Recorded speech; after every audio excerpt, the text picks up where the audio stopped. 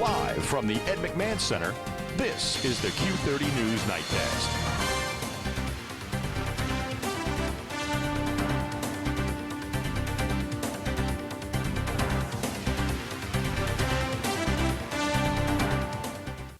Good evening and welcome to the Q30 Newscast. I'm Brenna Oricoli. And I'm Amanda Hoskins. We start tonight with a warning for all Quinnipiac students. Be careful when checking your email. Students have been receiving phishing emails from companies that say career deans at the school sent resumes on behalf of the students for a job opening. And just today, another phishing email was sent out informing students about a system upgrade. The emails either asked for a reply or for the receiver to click on something.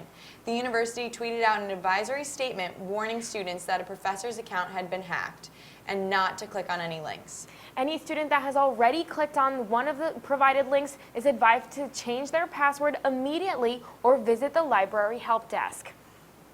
And part-time faculty member Angela Skyers has been arrested. She's been charged with illegally collecting unemployment benefits while working as a professor. According to the court document, Ms. Skyers, pictured here, failed to report her wages while employed at Quinnipiac University for the weeks ending July 7th, 2012 through October 6th, 2012, at Goodwin College for the weeks ending October 12th through October 26th, 2012. Skyers has served as the director of university academic programs back in 2008. Right now, she's been working as a part-time professor. She was recently released on $10,000 bail. She's scheduled to appear in court on March 10th. And New Road is known for being a rough ride. Sean Clasby shows us how you can help solve the problem.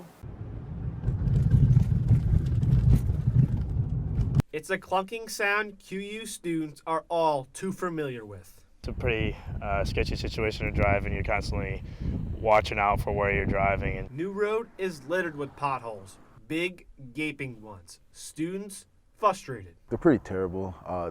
There was one a couple weeks ago where I hit it and I could have swore I broke my axle or something like that. Usually when there's a road with a lot of potholes in it, you can find a way through the road to navigate so you don't have to go directly over them. But New Road, all over the road, no way to avoid it. Hamden spent $1.75 million this fall to fix parts of 40 roads. New Road, not on the list. The way the process works is we, out of Public Works here, make a recommendation for what roads are to be paved. At the end of the day, it's the mayor's office that determines what exact roads are going to be paved. Now, students say it's large sections of road, like this one right here, that make New Road unsafe to drive on.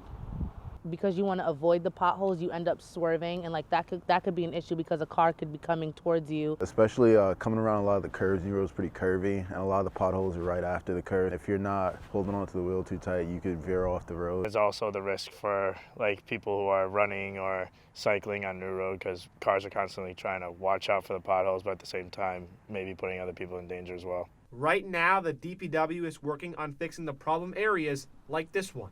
This time of year, especially with potholes, it's very bad. You know, we're out every day. To report a further claim, you can call the Public Works Department or the mayor's office. Sean Clasby, Q30 News. The Quinnipiac Best Buddies program has been working to spread the word to end the word. Yesterday was the campaign's National Awareness Day. Students at the university signed a banner and took the pledge to remove the R word from their vocabularies, particularly when talking about those who are mentally disabled. Q30 sat down with members of Best Buddies who put on that event.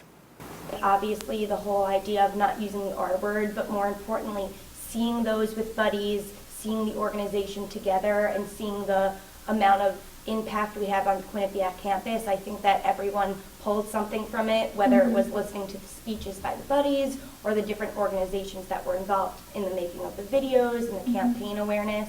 I think that as a community, everyone got something very great out of the event, and I hope that it will keep its impact going for not only the rest of the semester, but for a lifetime. On the buddy side, you know, they feel included. They feel just like a regular kid, a regular person, a regular human being. And as far as on our sides, I think that if anything, we might get a little bit more out of it, because it's so rewarding when you see a buddy smile on their face and how happy they get that they just feel included when they see you. You know, some buddies show up to events and it's like they just shout your name from across the room and come running and say hi. And like last night, the entire night, I just couldn't take a smile off my face because it's such a good thing that the organization does, and I'm so proud to support everything that Best Buddies does. This Saturday, Quinnipiac will be hosting Q-thon, a 6-hour dance marathon to raise money for the Connecticut Children's Medical Center. This week, the organization set a goal to raise $10,000 in one day. Donators exceeded the goal by raising $11,248. Quinnipiac hopes to raise a total of $75,000 to have a cardiovascular exam room named after the school. The hospital relations chairman says the night is about the children not feeling like patients for a day.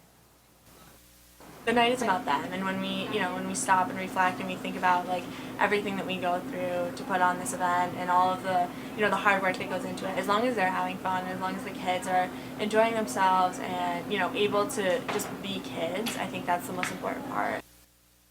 Things are really heating up in the world of politics. That's right. With Super Tuesday this past week, the race has become the center of many conversations. Both Donald Trump and Hillary Clinton clinched 7 of the 12 states and territory from their party. Joel Vanner is here to talk more about what this means going forward. Joel? Thanks, Amanda and Brenna. 11 states participated in Super Tuesday this week. Just like the previous election, Super Tuesday is yet another way to lessen the presidential candidate pool and get a good idea of who will win the nomination for president from their respective parties. Each state has a different number of delegates depending on the party. The Republican Party's delegates range in number from Texas's 155 to Vermont's 16. The Democrats range in number from Texas's 222 to, again, Vermont's 16. Donald Trump was victorious in Alabama, Arkansas, Georgia, Massachusetts, Tennessee, Vermont, and Virginia. But instead of holding a rally where people yell and scream for his victories, Trump and his endorser, current New Jersey Governor Chris Christie, held more of a formal press conference type event in the lobby of Trump's hotel. What could have been Trump's motives behind this? Not sure. But it sure was well received by most people who were watching. Continuing for the Republicans, Ted Cruz had the second most wins, claiming Alaska, Oklahoma, and Texas. For the Democrats, Hillary Clinton pulled surprise victories away from Bernie Sanders, winning 7 of the 11 states that participated in Super Tuesday. Super Tuesday marks the beginning of a confusing political schedule. This coming Saturday, Kansas, Kentucky, Louisiana, and Maine get to give their vote for their Republican favorite. On Sunday, Puerto Rico is off to the polls for the Republicans. In terms of the Democrats this Saturday, voting is open for them in Kansas, Louisiana, and Nebraska. Maine will visit the polls on Sunday for the Democrats. Brenna, Amanda, back to you. Super Tuesday was a really big day, and here on campus it had a lot of students talking. Super Tuesday, the biggest day of the 2016 primary season, with 13 states and 1 territory participating. As the present candidates focus on getting the young vote, do young voters know what Super Tuesday is? Yeah, as far as I know, Super Tuesday is where they stack a bunch of state primaries, and there's like half a dozen states, and usually the person who wins Super Tuesday wins the party nomination, so it's a really pivotal day for elections. How important is voting to the average Quinnipiac student? I think it's very important to vote because I think if everyone decided like, oh, I'm not going to vote, then you end up being, it's not 1 vote, it's 50 votes. There's this perception that you're just one person, what difference is it going to make? But I think everyone's voice matters and everyone's vote matters. But is voting important to your friends and peers? I don't think all my peers think it's important to vote. I think a lot of what they think depends on their major, whether their parents are very into politics or not, and just their interest. The university really hasn't pushed it, and I think a lot of people our age are just inclined to be more apathetic about a lot of things, so probably not. I just don't think they actually are invested in politics. They have like a surface understanding of it, but I don't think they actually care enough to vote. With the Connecticut primary election not falling on Super Tuesday, the general importance of the primary election remains indifferent on campus. That was Kenisha McFadden reporting. When we come back, Ashley has news on a change that the Connecticut legislature is proposing. And we'll find out if the cold temperatures today are here to stay. Michael Brennan is at the weather station now. Michael? Thanks, guys. Well, the weather seems to be warming up in the west, but will it warm up in the east? Find out later in the show.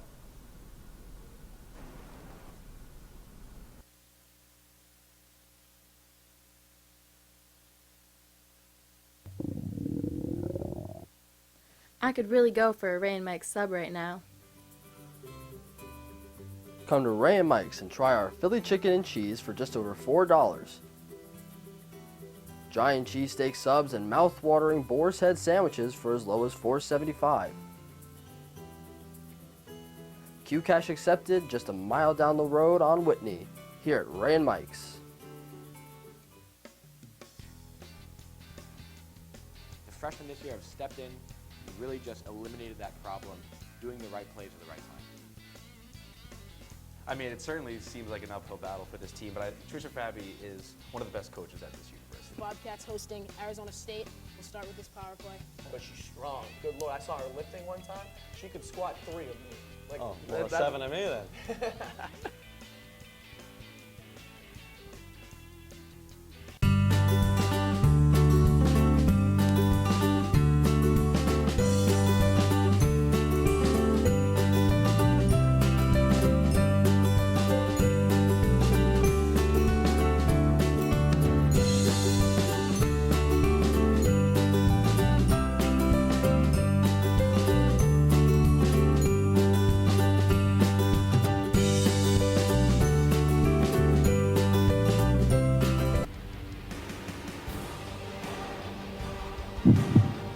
Good evening and welcome to Sports Pause.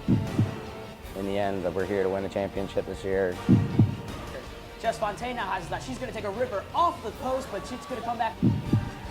And my number one, hold your applause, Bobcats fans, is Quinnipiac. All right, Victoria, you know what time it is. It's top 5 plays of the week. My favorite time. Smoking age in Connecticut right now is 18, but that might be changing. And a teen is missing in the local area. We go now to Ashley Nally-Nagel for the latest. Thanks, ladies. Hampton police have responded to a home on West Easton Street after a shooting was reported. Police received the report at about 7:30 p.m. Wednesday night. The bullet was fired through a window of the home and lodged into a wall. There were 2 people in the home, though no injuries were reported. And police are still searching for a Hamden teenager, Kayla Matthews, a 16-year-old, is said to be an endangered runaway. According to police, she was reported missing on February 27th. Matthews is described as a white girl with thin hair, brown eyes, and auburn hair.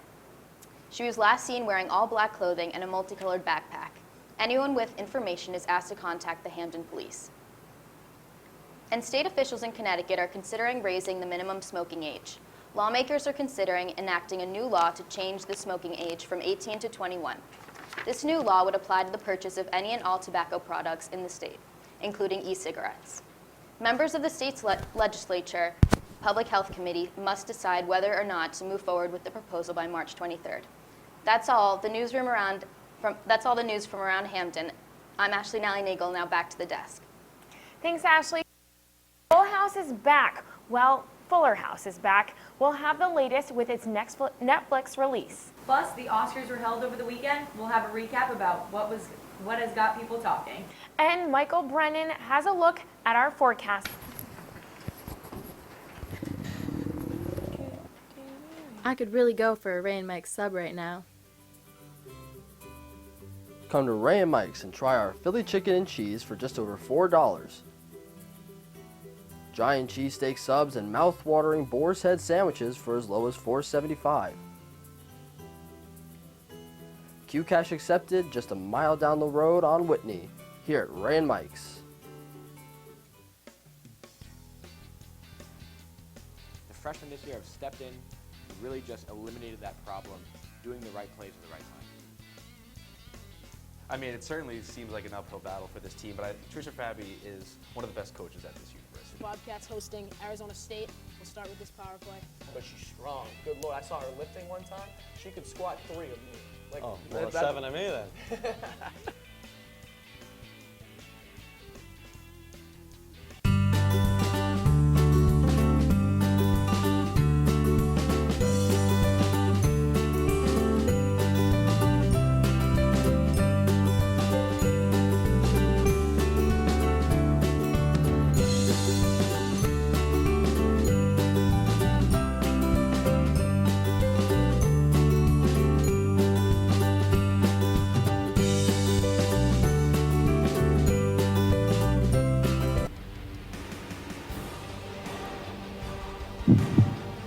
Good evening and welcome to Sports Pause. In the end, we're here to win the championship this year. Jess Fontaine now has that. She's going to take a ripper off the post, but she's going to come back. And my number one, hold your applause, Bobcats fans, is Quinnipiac. All right, Victoria, you know what time it is. It's top 5 plays of the week. My favorite time.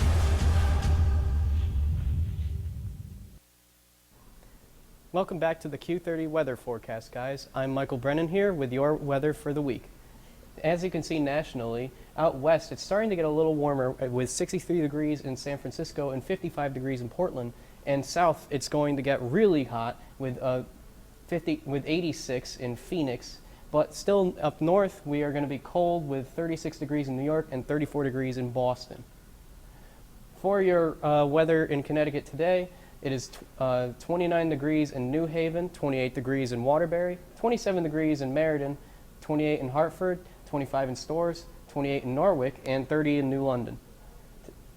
For your regional radar, we were predicted originally to have snow come to Connecticut. However, it appears very recently that we are going to avoid that with only a quarter of inch of snow at most. For tonight, it's going to be 22 degrees, cloudy with northeast winds coming in at around 8 miles an hour. And for your temperatures tomorrow, it's going to get a little bit warmer with 36 degrees in New Haven and 40 degrees in Hartford. Tomorrow in Hamden, it'll be 35 degrees and cloudy, and there will be no snow from the previous day, unlike what people had previously been led to believe. It is going to be 17 miles per hour north wind east, which means that it's going to be very chilly outside tomorrow. And for your full 7-day forecast, it's going to be cloudy and partly cloudy all throughout the week, except for Tuesday, which is when the weather finally starts to warm up and we finally get out of this winter hump. We're going to start experiencing spring weather for the first time in over a month. And on Wednesday, it'll be even better with 65 degrees with a low of 47. Until then, back to you guys at the desk. Thanks, Michael. Looks like it's going to be a great start to the week next week. Yes, I'm definitely excited about those warmer temperatures. It was an eventful week in Hollywood. One star finally got his big win. And Fuller House was finally released on Netflix. We go now to Kelly Ryan for more on this week's entertainment news. Thanks, ladies. Leonardo DiCaprio has won his first Oscar after 22 years and 5 nominations. Julianne Moore presented the award to DiCaprio on Sunday night.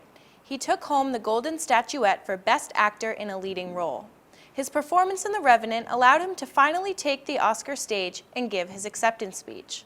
The victory was a long time coming for DiCaprio and all of his fans. Also this past Oscar Sunday, Morgan Freeman presented the award for Best Picture to Spotlight. The movie was nominated for a total of 6 Oscars and reigned supreme over other films, including Room, The Martian, and Bridge of Spies, just to name a few. And DJ Stephanie, Kimmy, and the rest of the gang returned to the screen on February 26th for a Full House reunion show. Already, Fuller House has been renewed by Netflix for a second season.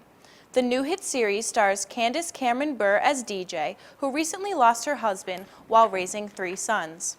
Her sister Stephanie, played by Jodie Sweetin, and DJ's childhood best friend Kimmy, played by Andrea Barber, move in to help with the kids. Our original favorites, John Stamos, Bob Saget, and Dave Coulier also make special appearances. And uplifting news from San Francisco. While Robin Williams died a year and a half ago, his name is still seen everywhere. A tunnel in California has been named after the comedian and actor and will be now known as the Robin Williams Tunnel.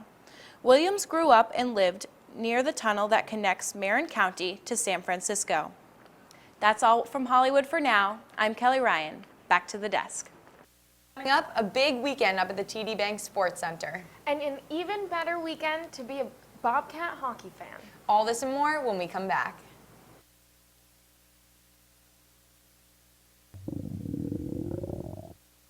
I could really go for a Ray and Mike sub right now. Come to Ray and Mike's and try our Philly chicken and cheese for just over $4.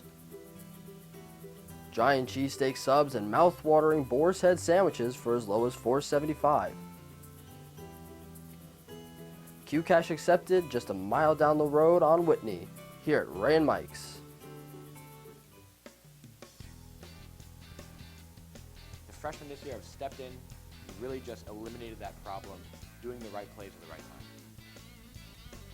I mean, it certainly seems like an uphill battle for this team, but Trisha Fabi is one of the best coaches at this university. Bobcats hosting Arizona State. We'll start with this power play. But she's strong. Good Lord, I saw her lifting one time. She could squat 3 of me. Like, Oh, well, 7 of me then.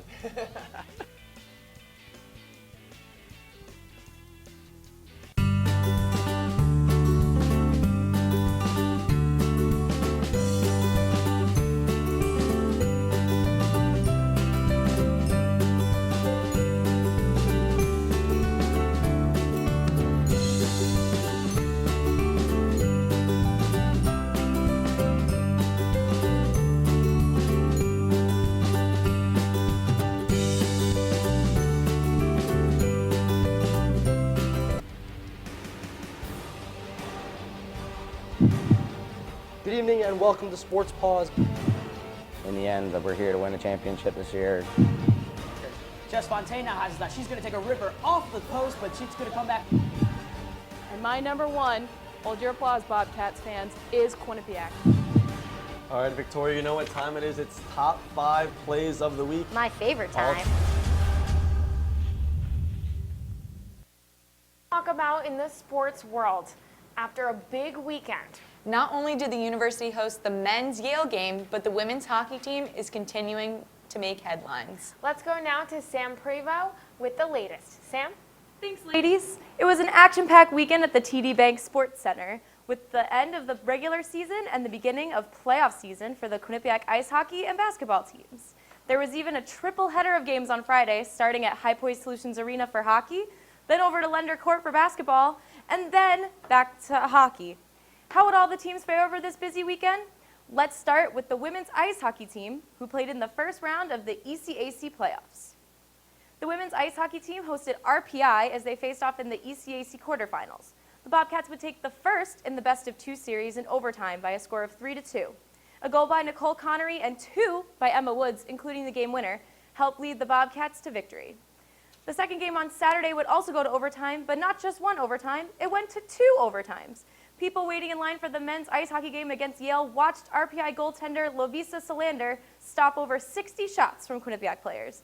In the end, it would be Nicole Brown who scored for the Bobcats to clinch the series. The Bobcats will return to action this weekend as they host the ECAC semifinals and finals. Quinnipiac will face off against St. Lawrence on Saturday in the semifinals, and the finals will take place on Sunday. The men's ice hockey team ended its regular season this past weekend with games against Brown and Yale. The Bobcats were 1 point away in the ECAC standings from winning their second straight Cleary Cup, going into the game against Brown on Friday, meaning a win or a tie would clinch them the ECAC title. And Quinnipiac did just that, defeating the Brown Bears 4-1. 4 different players, Travis St. Dennis, Tim Clifton, Kevin McKernan, and Luke Shiplow, all scored for the Bobcats, leading them to victory and the Cleary Cup. The next day, Quinnipiac faced off against its biggest rival Yale in the annual Heroes Hat. Students lined up for more than 7 hours before puck drop to secure good seats in the student section of High Point Solutions Arena. Quinnipiac would go on to defeat Yale by the same score of 4-1 and win the Heroes Hat. Scott Davidson, Tanner McMaster, Luke Shiplow, and Tim Clifton all scored for the Bobcats, and Hobie Baker nominee Michael Gartig made many critical saves on Yale's top scorers. The Bobcats have secured a bye for this weekend, but will return next weekend to play in the ECAC quarterfinals. Now on to the hardwood, where the women's basketball team took on Fairfield at Lender Court on Friday and traveled to New Rochelle, New York to take on Iona on Saturday. The Bobcats defeated the Fairfield Stags 83-58 on Friday, and senior Maria Napolitano led the team with 20 points. Quinnipiac also defeated Iona on Saturday by a score of 69-53, taking over first place in the MAC and clinching the conference championship for the second consecutive season. The Gales had the lead going into the second half, but the Bobcats surged back, scoring 40 points in the half to gain the lead and eventually the win. Maria Napolitano and led the Bobcats again with 16 points, and freshman Paula Straumanet had 12 points in the game. The Bobcats will travel back to upstate New York this weekend for the MAC tournament. The team has a first-round bye and will face off against Niagara in the quarterfinals on Friday. If Quinnipiac advances, the semifinals will be on Saturday and the finals will be on Monday. The men's basketball team also took a road trip to New York this past weekend to face off against Marist and Siena. The Bobcats were defeated by Marist on Friday by a score of 91-77 in Poughkeepsie. Maris Khalid Hart and Brian Parker had 21 and 20 points respectively. Quinnipiac then traveled to Albany, where they will play again this weekend in the MAC tournament to take on Siena. Siena had a 45-18 lead going into the second half, and although Quinnipiac would go on to score 38 more points, it wouldn't be enough to get the win, and the Bobcats would lose by a final score of 80-65. Quinnipiac is currently playing in the first round of the MAC tournament against Rider, and if they advance, they will play Monmouth in the quarterfinals on Friday. For all the coverage from the basketball beat reporters in Albany, as well as the ECAC playoff hockey coverage from the hockey beat reporters at High Point Solutions Arena, be sure to follow us at Q30television.com and on social media at Q30 Sports. That's all for your sports update, and now back to you guys at the desk. Thanks, Sam. Coming up, the annual Q-thon event is right around the corner. Find out what one student is doing to make a difference. I got involved with Q-thon back in the spring of 2013.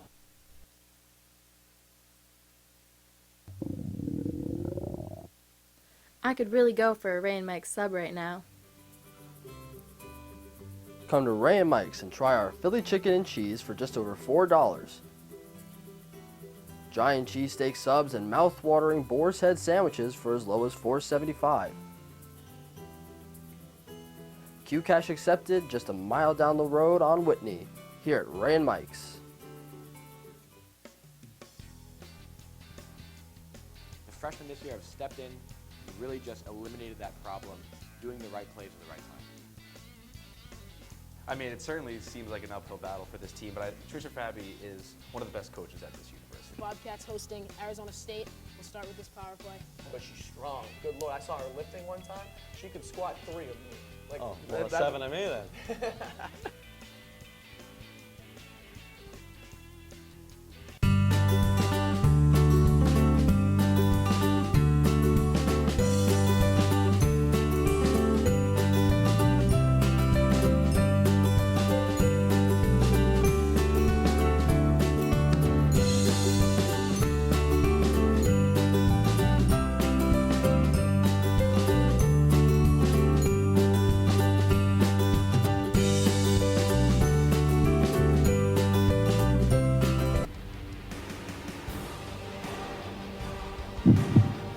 Good evening and welcome to Sports Pause. In the end, we're here to win the championship this year. Jess Fontaine now has that. She's going to take a ripper off the post, but she's going to come back. And my number one, hold your applause, Bobcats fans, is Quinnipiac. All right, Victoria, you know what time it is. It's top 5 plays of the week. My favorite time. Quinnipiac students have been raising money for months for the annual Q-thon event. Q30's Camille Bova tells what one student has been doing to make a difference in this week's edition of Quinnipeople. I got involved with Q-thon back in the spring of 2013. Since his first Q-thon, Ian McCracken's passion for the organization has grown tremendously. He has risen in the ranks and is currently the catering chair. As a member of the management team, it's his goal to find a way to raise as much money as possible for the Connecticut Children's Medical Center.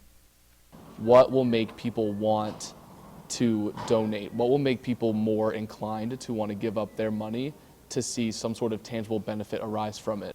The idea that Ian settled on was a list of things that he will do at each milestone in his fundraising. His list ranges from baking cookies for Q-thon attendees all the way to tattooing the letters FTK on his arm. And I got a couple choice donations that brought me up to about $1,300. And at $1,300, I promised I would shave my legs. And that was the first moment I could really show people on, in a social media context, in a visual context, how serious I was about this. Ian even had friends join in on his different incentives as a way of supporting him and his goals. He has been sharing videos as he completes his different incentives as a way to keep motivating his peers to donate to the cause. I saw that there was an opportunity with 2 weeks left up until coming the event to make a huge difference. And I'd say within a week, what I've accomplished, I honestly never thought was possible. But I think because I was able to really sell my cause and sell who I am as an individual and the cause I'm achieving, or at least striving to achieve, I think that's really how this all came to be. And that'll do it for this week's edition of the Q30 Newscast. Stay up to date with all your QU news by following us on Twitter. And be sure to tune in later tonight at 9:30 for QU Tonight. Good night.